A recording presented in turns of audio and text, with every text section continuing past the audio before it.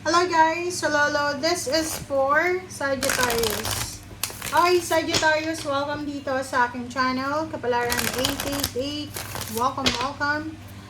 Alamin natin kung anong messages, vibration, gabay, energy para sa lahat ng Sagittarius. Wow. So by the way, yung message natin ngayon is galing to sa pink full moon, kung anong gustong ibigay sa'yo na advice. Yung first card mo dito, ang sabi ng baraha, time to give rather than take. So, oras na Sagittarius, para ikaw naman yung magbigay. Pag puro daw, take ng take, kailangan din natin magbigay sa relationship. You should be accountable sa mga disagreement na yan. Like, may mga away, gulo na minsan, mahilig tayo mag-blame, na parang sinasabi natin, kasalanan ng asawa ko, kasalanan ng magulang ko, kasalanan niya. Tanungin din natin yung sarili natin, baka kasalanan din natin, kasi hindi naman tayo perfect eh. Okay? So, dito sinasabi ng baraha, by accepting and owning your shadow, okay, your shadow self, you're not just taking responsibility, you're mending your spirit. Okay?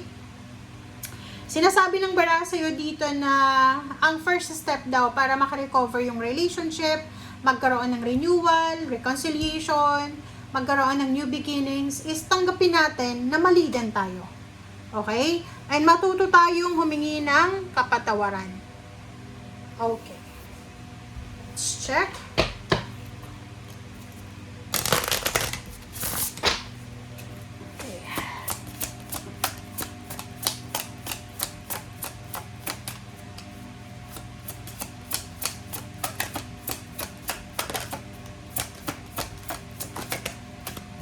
Alright, next is music. Wow. So, Sagittarius, sinasabi ng baraha sa'yo na ang music, isa siya sa mga pwedeng makatulong sa'yo para maibsan, mawala yung mga sama ng loob nyo, or pwedeng yung mga agam-agam nyo sa buhay. Okay, importante yung musika. Napakalaking factor yan sa buhay mo ngayon. Lalo na pag may pinagdadaanan ka.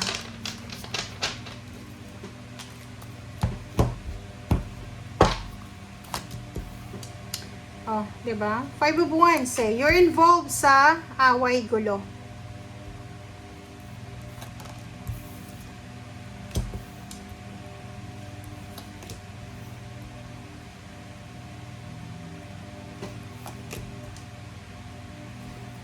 Okay, sa ilalim nito is the Hermits and 9 of Swords and Ace of Wands.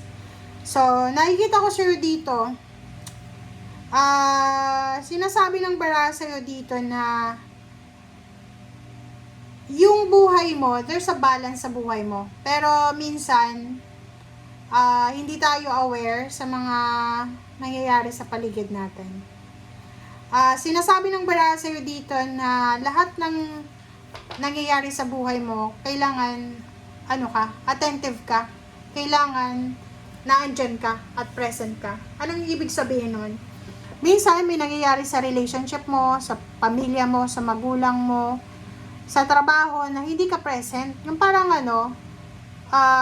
sobrang relax ka na hindi ka nakikipag-join. Yung parang anong tawag doon?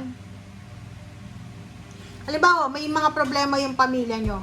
Okay? May problema yung pamilya mo, pero ikaw, chill ka lang. Hindi ka nakikialam. Which is dapat, you need to contribute sa problema na yan, sa solusyon. Okay?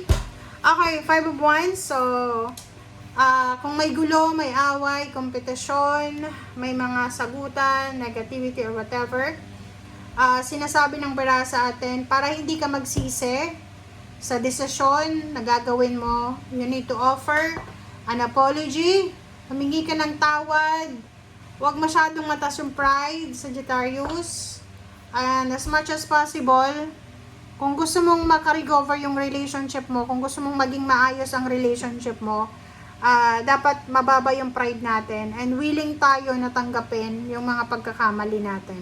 Okay? Alright, next is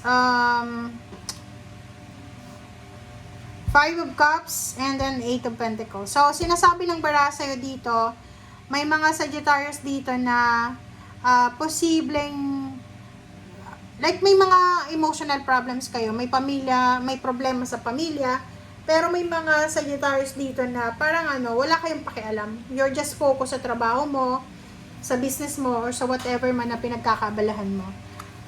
Makialam ka na ngayon, okay? Kasi you're part of the family eh. Part ka ng ng foundation na yan.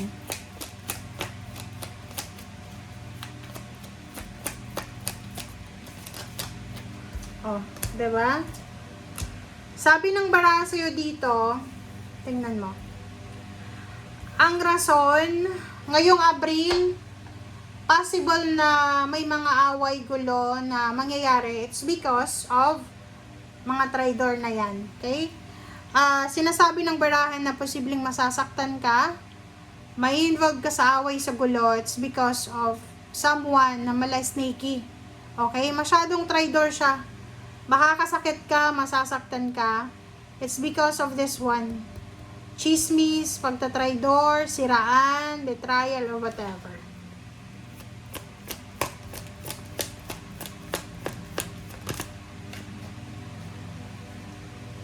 Okay, Page of Swords and Page of Cups.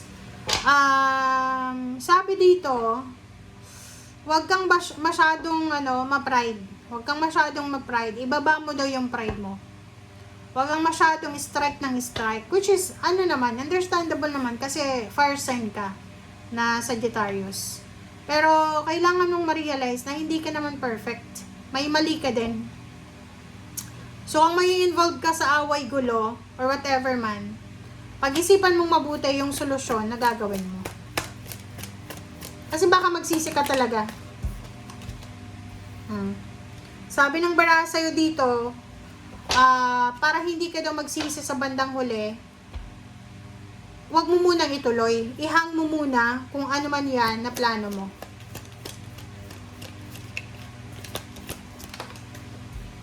Alright, King of Cups.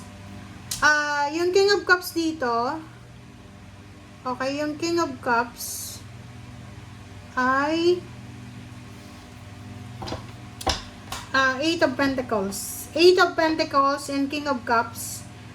Sinasabi ng baraha sa'yo dito na there's a water sign, Pisces, Scorpion, Cancer, na posibleng makakatulong sa'yo sa trabaho na yan. I don't know, pwedeng siya ang magre-recommenda sa'yo, or pwedeng bibigyan kanya ng trabaho, or tutulungan kanya sa task mo, or sa ginagawa mong trabaho.